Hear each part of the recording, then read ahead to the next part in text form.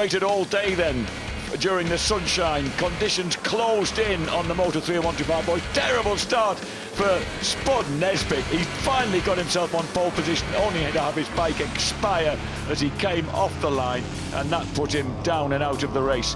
So Taz Taylor and Scott Derue, they have been dominating this series so far this year and looked all set to do so again with the Spaniard Dani Saez in pursuit. Bit of a moment for Taz Taylor, a huge moment for number 26 Dani Saez. He crashes down and out of the race for the second race in succession.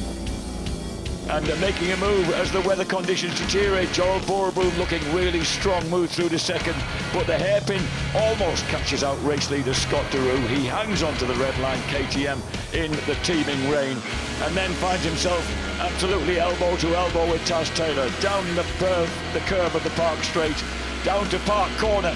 Scott Derue has that inside line. He retakes the lead. Taz Taylor, the championship leader by just 11 points, then has a massive high side and absolutely bursts apart Ryan Saxel with his bike. It lights itself up. The lad's very concerned about getting the flames put out before any damage is done, but the damage to his championship is well and truly done. Scott Derue wins it for Redline KTM and retakes the lead in the Moto3 Motostar Championship. A great result for Redline, great results for Boerboom, and a first podium for Richard Kerr.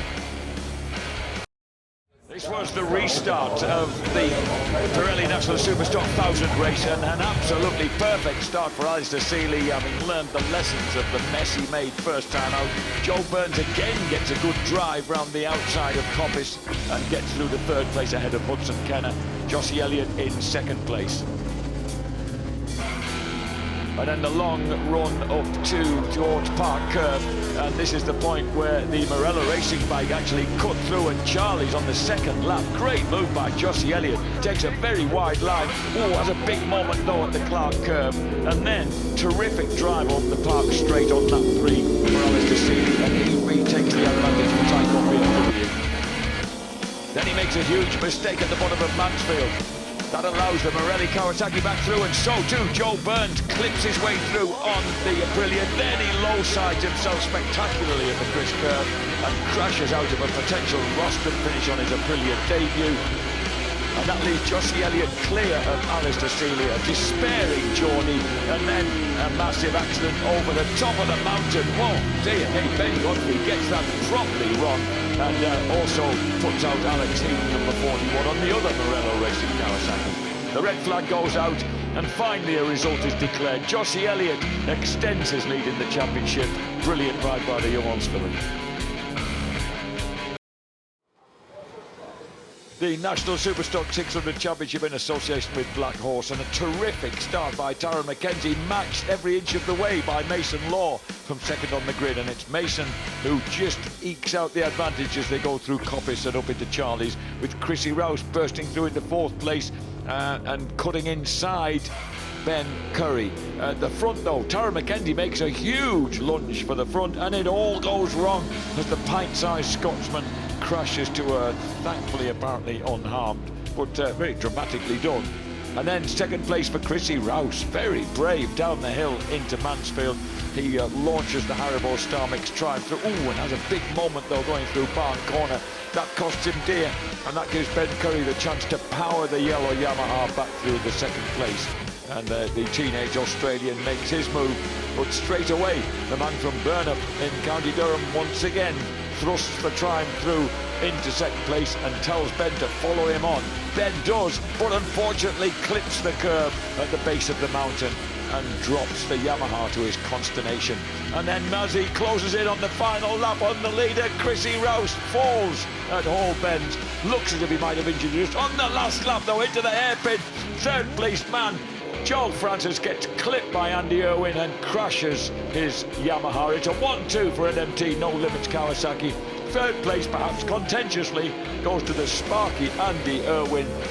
But what an MMT No Limits 1-2. 10 laps in the sunshine here at Cadwell Park for the TriOptions Cup. The Ducati boys and the way they went, but Rob Guyver, who did so well in yesterday's race, made no mistake from the start, putting it in front as they swept round Coppice and up to Charlie's. And from that moment on, the number 13 man from Raynham was never challenged.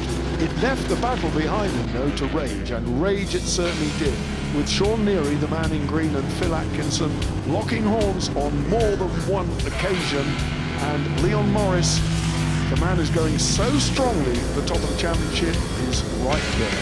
But the man who came here leading the title was sidelining pit lane, so it's all closed up at the top. Meanwhile, the battle further down between Atkinson and Sean Neary just went on and on and on.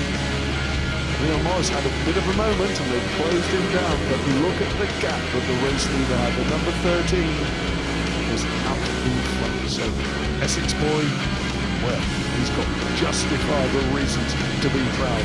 Double wins then it was in this series so far for Rob Guyver, the former 125cc man, who was leading by a country mile going into the final stages. Brought home the checkered flag by nearly 4 seconds, and it left a couple of guys on the podium behind him, but Rob Guyver convinced that he could win this championship. He's moved up past Dennis Hobbs with a terrific result here in race 2 at Cadwell. It was an absolutely eventful KTM Consumer Finance Junior Cup. The boys were really getting stuck in here on this very fast and spectacular circuit, and from the front the main championship protagonist got stuck in Chris Taylor, but a huge crash by Gary Winfield at the top of the mountain was exaggerated when 2 other riders impacted heavily on the bike, causing a rerun and a red flag. All the riders injured, knocked about, but not too badly. So a 5-lap restart saw the battle resumed at the front, with Cameron Fraser hitting the front. James Nagy, number 12, ran very strongly as well, and for my money it looked as though Nagy was going to bring it home to the win, and the big lad pushed as hard as he could, hitting the front at Mansfield. The race went on though, and these 4 managed to get away. It turned out into a 5-horse race until eventually the Irishman, number 55, Kevin Keyes, slid out of the running. More of that later. Lots going on though at the front. Cameron Fraser, fantastic, the championship leader, not easily relinquishing his 21-point lead. This was the point at which Kevin Keyes parted company, and Daniel Drayton narrowly missed the spinning motorcycle, but it did his podium chance no good whatsoever, and he slipped off the back of the trio in front, who ran hard with Chris Taylor, number 79, pushing all the way to take his 4th victory in the championship, moving him to within 18 points of the series leader.